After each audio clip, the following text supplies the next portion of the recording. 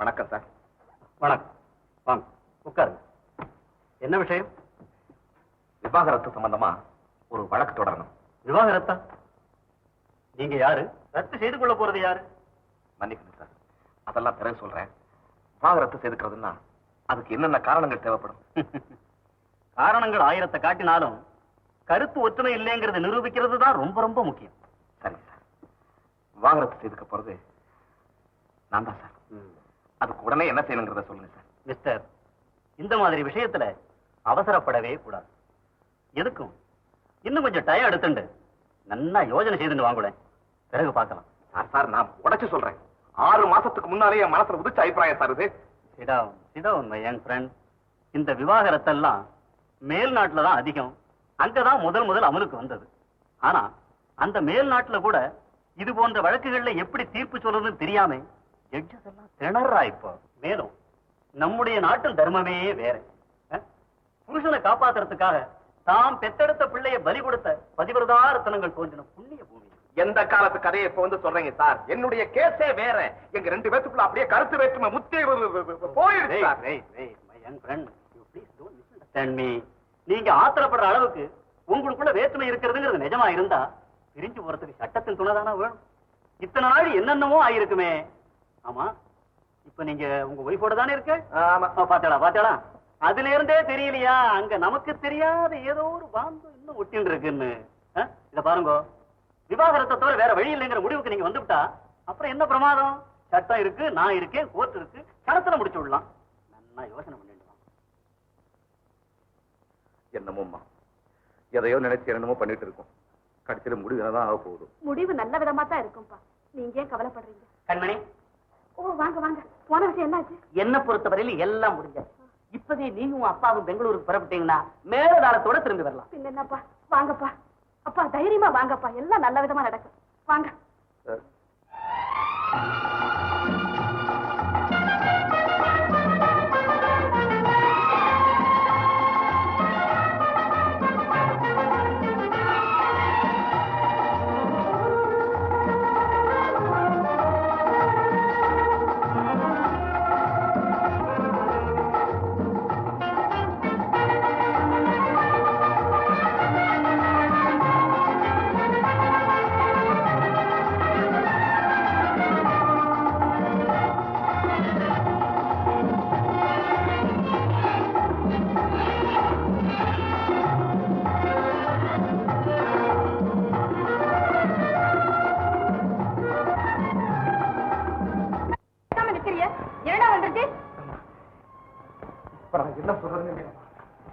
ஏண்டா இப்படி என் உயிரை வாங்குற?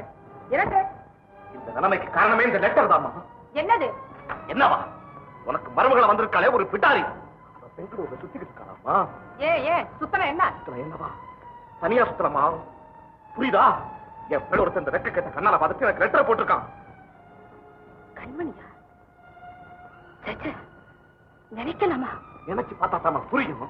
அன்னைக்கு ராத்திரி நடந்தது, இந்த சிகரெட்டுக்கார பையன் வந்து அடிக்கடி இங்க வந்து ரகசியம் பேசுறது, நாள் தவறாம அவருக்கு லெட்டர் வர்றது, இத்தனையும் சேர்த்து வச்சு பார்த்தா தாமா இந்த லெட்டர்ல உள்ளது உண்மையா பொய்யான்னு புரியும்.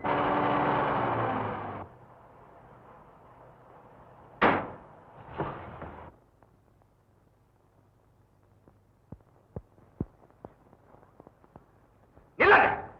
பாபு, ஏமா அவனை திட்டுவேன் அடிப்பேன்னு பயப்படுறியா? தொட மாட்டேன். இனிமே நான் யார் அவளை அடிக்கிறதுக்கு? கொஞ்சம் ஒதுங்கிடு. எங்க போயிருந்த? நினைச்சதை சாதிக்க போயிரு. நினைச்சதான் அங்கேயே சாதிச்சுட்டியே, மறுபடியும் இந்த வீட்டுக்குள்ள ஏன் அடி எடுத்து வச்சேன்னு கேட்கிறேன். இன்னும் பாக்கி இருக்கு, அதையும் முடிக்கத்தான் இங்க வந்திருக்கு. இந்த கற்பனை கதையெல்லாம் உங்க அப்பா வீட்டுல போய் வச்சுக்க. போயிட்டு விட்டு. முடியாது. முடியாது? முடியாது. முடியாது. முடியாது. என்ன சொல்றீங்க? போக முடியாது. என்னங்க இது? அவங்க அப்பா வந்திருக்காங்க. யார் வந்தன? அவர் இப்படி அடிச்சுக்கிட்டு இருக்காரு, வேடிக்கை பார்த்துக்கிட்டு இருக்கீங்களா? கொஞ்சம் யாரு யார் அடிக்கிறான்? புருஷன் பொண்டாட்டி அடிக்கிறான், அதானே குடும்பம். இன்னைக்கு அடிச்சுக்குவாங்க, நாளைக்கு சேர்ந்துக்குவாங்க. கிடையாதுங்க. இனிமே சேரதுங்கிற பிரச்சனைக்கு இடம் கிடையாது. எதனால அவர் சொல்றீங்க? அதுக்கு 1008 அதெல்லாம் நான் சொல்ல தயாரில்லை. எனக்கு அவ வேண்டாம். அவ்வளவு வெறுப்பு ஏற்பட்டா அப்புறம் விட்டுட வேண்டியதுதான். இப்ப என்ன செய்யணும்? எனக்கு உடனடியா விவாகரத்து வேணும். ஓஹோ, என்னம்மா இதுக்கு அப்புறமும் வளர்த்துட்டு பொண்ணு விரும்புறியா? எதுக்குப்பா?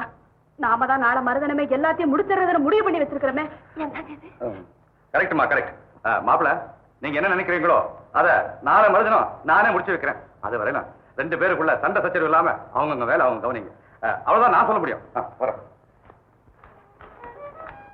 மாமா, என்னம்மா அவங்க முடிவுக்கு நீங்க கூட தலையாட்டிட்டு போறீங்களா? என்னம்மா பண்ண சொல்ற? பிடிக்கலன்னா அப்புறம் என்ன பண்றது? கொஞ்சம் யோசிப்போம் மாமா. கண்மணிக்கு ஏதோ மூளைக்கோளாறு இல்லைன்னா அவ இப்படி எல்லாம் நடக்கவே மாட்டான் மாமா.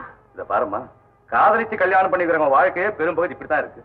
வேண்டான்னு சொன்னவள வலுக்கட்டாயமா கல்யாணம் பண்ணி வச்சோம். இது எப்படி இருக்கும்?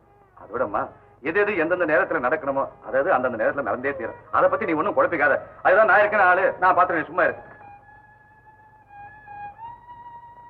காதலிச்சு கல்யாணம் பண்ணிக்கிறவங்க வாழ்க்கையே பெரும்பகுதி இப்படித்தான் இருக்கு. ஐயோ,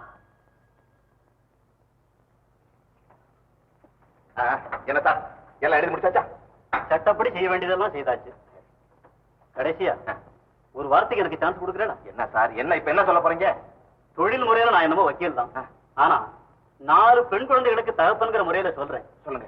உருப்படியா இருக்கிற ஒரு பொருளை உடைச்சு விட்டு அப்புறம் அது ஒண்ணு சேரலையேன்னு அவஸ்தைப்படுறதை விட அந்த பொருளை உடைக்காமலே இருக்கிறது புத்திசாலித்தனம் இல்லையா? அடாடாடாடா, என்ன சார் நீங்க அடிப்படையில இருந்து இப்பதான் கரைய ஆரம்பிக்கிறீங்க. தெரியாதனமா உங்ககிட்ட நான் திக்கிக்கிட்டேன். Right right. ராகவா, இந்த தோஷம் என்ன சேராம இருக்கட்டும். இந்தா, இதுல ஒரு கையெழுத்து போட்டுட்டு நாளைக்கு 11 மணிக்கு கோர்ட்டுக்கு வந்து சேரும். மிஸ்டர் லோகநாதன், இந்த விஷயம் கோர்ட்டு வர போய்த்தான் தீரணுமா? பொண்ணு நம்ம பொண்ணா இருக்கிறதுனால இதையே நல்ல விதமா எடுத்து சொல்லி அழகா முடிக்கலாமே. இந்த விஷயத்தை செய்ய சட்டம் அனுமதிக்குதா இல்லையா? அதை மட்டும் சொல்லுங்க. தாராளமா அனுமதிக்கிறோம்.